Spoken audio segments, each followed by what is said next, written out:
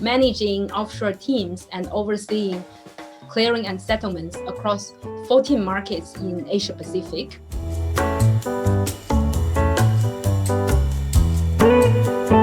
Our first hire, the head of business architecture, when I first met him, he was actually my Airbnb host. So I was raising money from a very well-known investor. He did not want to speak to me because I was a woman.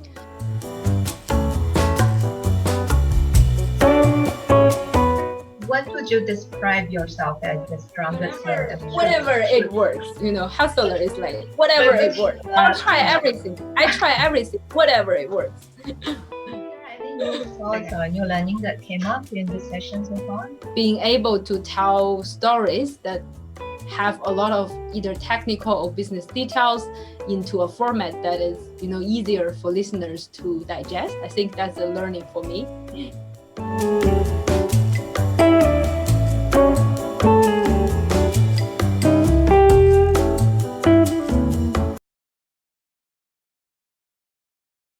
Thank you, Hope.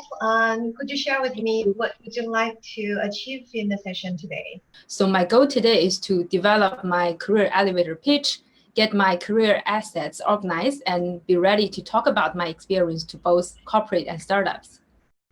Awesome. Are you able to give a bit of a context?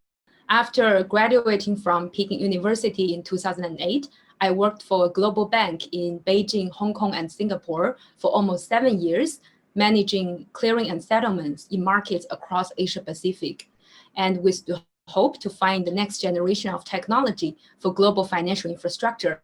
I quit my job in 2015 and went to study for my MBA degree in MIT, where I managed to learn about blockchain technology at the Media Lab and brought a school project to a global venture by raising over $10 million in funding, building a global team across 3 countries, and also creating products to bring efficiencies to businesses in the global supply chain space. Unfortunately, due to the impact of COVID-19, I had to close down the business that I've been running the past 5 years, and now here's where I am. From the number 4, in terms of industry background, I think we know very clearly, about your fintech and your blockchain background, but maybe you could expand a bit more in terms of which industries you serve or who are your clients and anything that's industry sort of related. And then we can move on to the more core elements of the skill sets and then the people you know and also in terms of who you are. Does that work? Sure. So in my past experience, I was handling cross-border transactions for cash equity as well as a fixed income product. So those are from the traditional securities background. The reason why I was really drawn into blockchain technology is that when I was looking at how the financial industry is built on 20 to 30 years ago, where everything is settled on paper base. And now we have a digital world. With that change, I believe in the next 20 to 30 years, we will be having a more efficient, decentralized, and scalable financial infrastructure for assets, information, and money to move globally.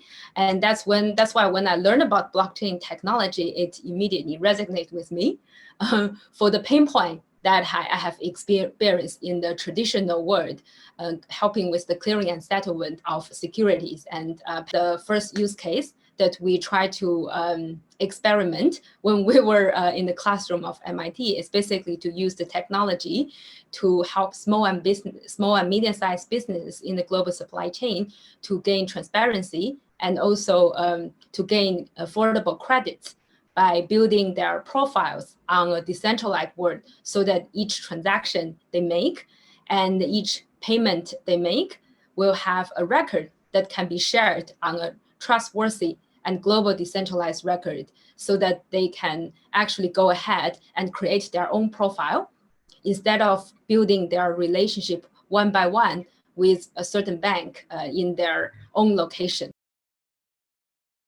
So if we move on to number 3, I understand that you were, a founder, and then you pretty much had to cover most of it, right, in terms of the business. But did you have a certain role that you played within your senior management team, and what are your key roles, and what were your key skills here? Yeah. So when we started the company, it was with my co-founder, who was a computer science graduate from MIT. So the way we divide our role is that I'm the hustler, he's the hacker. So he has the responsibility of building the entire global blockchain infrastructure and the technology, the ecosystem, and also to scale the development team. So, and I will handle the rest of it. So I handle the entire fundraising process and build the business team who are expertise in the global supply chain space. And I also did the business development work, which is mainly to establish partnership with large corporates or companies with large network in the global supply chain space with small, medium-sized business. I also work with PR and marketing team to build our brand and also to get our message out there, to get the company recognized, and also the rest legal and compliance work and accounting. So pretty much like everything else besides the technical development. About product? Yeah, as well as also the product development. On the product development side, because I handle the business development, so meaning that I have direct contact with the end user and the client.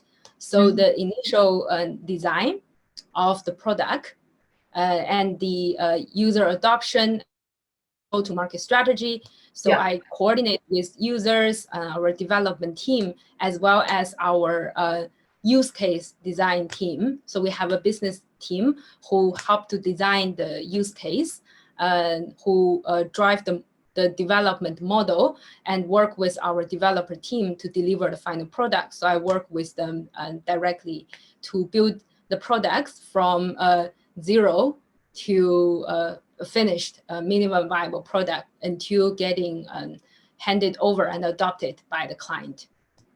Okay.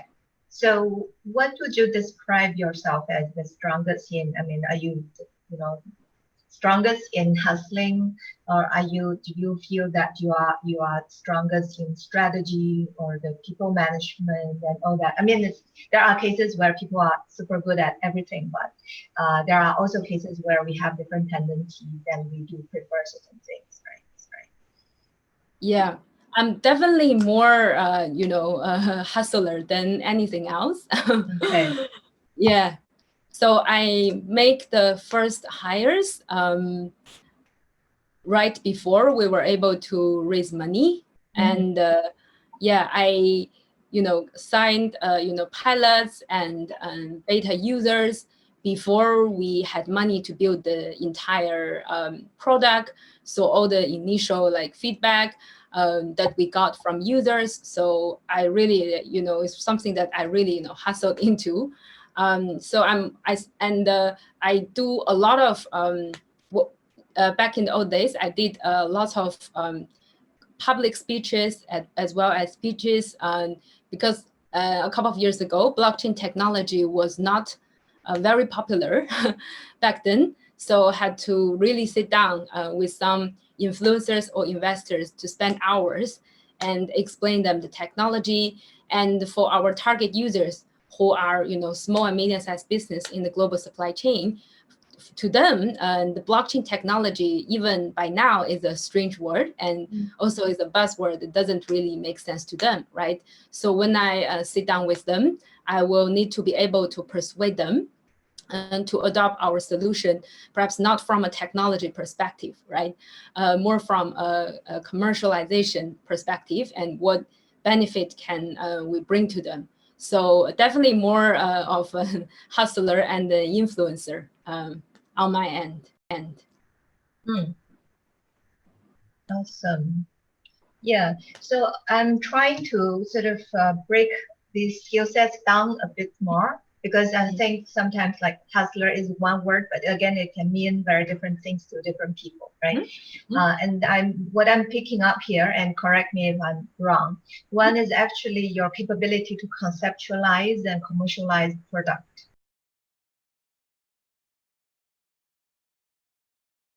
So starting from the pain point, because we have to really understand their pain point to be able to conduct a successful pitch.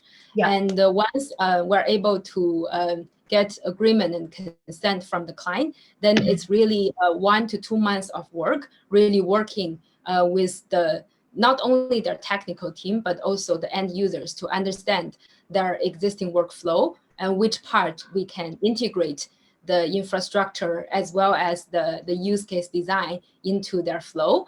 And then we will design the entire product and involve client for testing feedback until the final delivery. I want to ask you from another aspect, like how are you like inside your company, working with your partners, as you know, the founder of the company? When people around me see how hard I'm trying, see how hard I'm hustling, and they get where I'm coming from, and they will go up and help me as well. So that's at the beginning. Most of the introductions, most of the introductions and most of the resources we got from our professor, from friends, from families, to get the introduction. But that was only getting our foot in the door. But one thing that I realized is that while I was working in corporates, there are a lot of considerations when you want to speak your points. But while I'm being a startup founder, every time I want to express something, I have to be 200% more direct and clear, because whatever I want to express, I don't want others to have certain rooms to doubt whether this is what I mean or whether this is that I mean. So it's really important to communicate clearly in terms of the message that I speak in public, and also speak in front of everyone when we were having like team meeting. So that's how I work with my co-founders and team generally. But separate, like we're doing like one-on-one communication. So I normally the style would be quite different depending on what that person's role, what is his personality, and what his culture background. Yeah. At somewhere between 10 to 20 people in Singapore, China, and US. So most our developers were in the US, managed by my co-founder, and myself, and the corporate headquarters is here based in Singapore, and our business development team is back in China, was in Shanghai. Okay, it's indeed a very international team. Yeah. So there was a lot of coordination needed when we're running a project. So we call it a follow the sun model. Yeah. So I agree that you were saying that mission is very important, right? So yeah, could you share with me what's your mission? Yes. So my vision is to find the next technology for the future of financial infrastructure, how people would be able to move money, assets, and securities through technology in the next 20 to 30 years. And I believe I found the technology when I first learned about blockchain. Is this a mission or a vision you are still carrying today? I understand that, I mean, let's kind of come back to where we are, right? At this juncture, you have had this roller coaster of, I'm sure you had a lot of great experience and learning from your own startup. And here, maybe you want to reorient your career path. I don't know. What do you actually see for your next moves? So I still want to be in the fintech and blockchain space. I want to be able to utilize my skill sets and experiences that I accumulated in the past few years to help drive more initiatives and impact. If for startup, I would be willing to help the startup with fundraising, product building, team building in the space.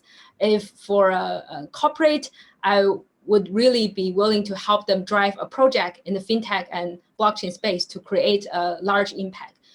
Yes, there's a bit of a tricky question that because you have been outside of the corporate world for a number of years. Of course, I can see that you have built very unique skill sets and still keeping yourself super relevant even for the corporate jobs. But just wondering, in case any employers might wonder, can you still adapt? Are you okay to come back into a corporate? What's your take to that? I think the good news is that because we were a B2B focused solution providers, so we provided technology and solutions rather than a cookie cutter kind of product. So we sit down with the client, right, to corporate development or innovation departments in Fortune 500 company, also other clients in the supply chain industry, to collaboratively work with them. So a lot of the solutions, especially on the quality inspection as well as the supply chain financing solutions, we really listen to clients what they are looking for, what is their system, what's their goal and their pain point to make a customized solution for them, and also help them to get their senior adoptions and being on the same call with them together to work side by side with them. So I think I would say our deliverables are more like a collaborative result rather than a standalone product. Strong network. Yeah, I think that's very beautifully summarized. And I think thank you for doing this. After hearing all the stories, it's not easy to summarize things into such organized points. I think I couldn't have done it by myself. So thanks for doing that. Okay, good to know. Is there any new thoughts or new learning that came up in this session so far? Yeah, I feel like because in the past few years, I mainly, pitching business. So now is the time that I actually pitch myself as an individual. And I realize, people always say less is more, right? So I think being able to tell stories that have a lot of either technical or business details into a format that is, easier for listeners to digest, I think that's a learning for me.